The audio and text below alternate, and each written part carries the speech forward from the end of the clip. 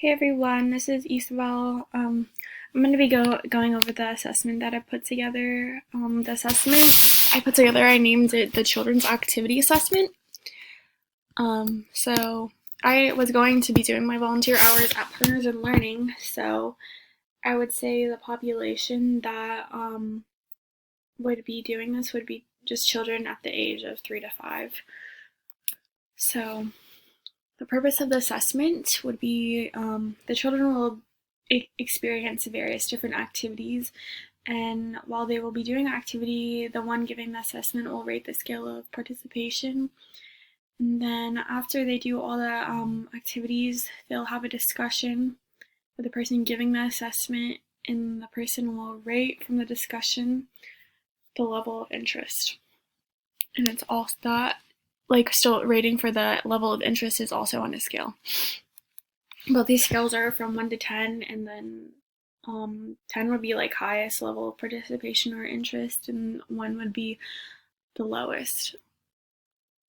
Time and materials needed. So I've put on the assessment various different activities. So there's drawing, basketball, jump rope, reading, dance, building time, math time, just like little basic things that little kids in preschool would be doing or learning. So because there's like several different assessments, it would probably take around like 2 hours to, give directions on what you're doing, explaining it, and then like completing the actual scoring of the assessment on the scale.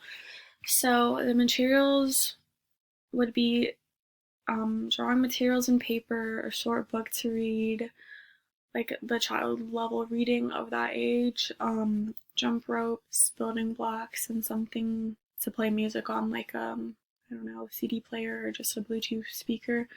So the cost would be about $25, but also take in consideration that most like preschools already have the majority of these materials, so you don't really need to go out and buy them. They're just classroom things. So setting of the assessment. So because some of the activities are like reading and doing like little math things and playing like with blocks, so you could do some of these activities in the classroom, or because like some of them you need more space to do it, you would be doing them outside. How many can be assessed?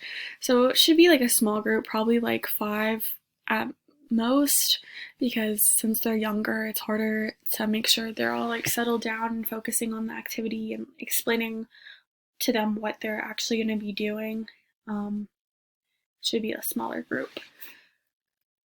Okay, so how to complete the assessment. So it's pretty simple. So it looks like this. This is kind of like this, it would be like scoring and completing at the same time because it's on a scale. And so the first part of the assessment would be like scoring the level of participation that they had while doing the activity. So you'd go over each activity and you'd put on the scale, circle on a scale from 1 to 10, the level of participation, and then you'd go down to the level of interest scale, and you'd have that discussion with all of them, and from like the discussion, you'd get from like how they vocalize their interest or like how excited they were speaking about specific activities. You'd circle on the scale like their level of interest, so 1 being lowest and then 10 being highest again.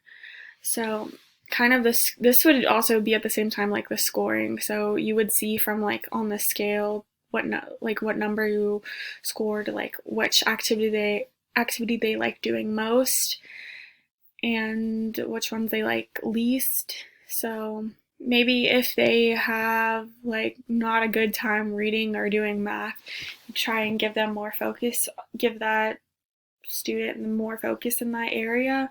And then at the same time, if you're doing like these more leisure activities like dancing and building and jump rope and basketball, you can see from like those activities which ones they like on a consensus like, and you could do those more often.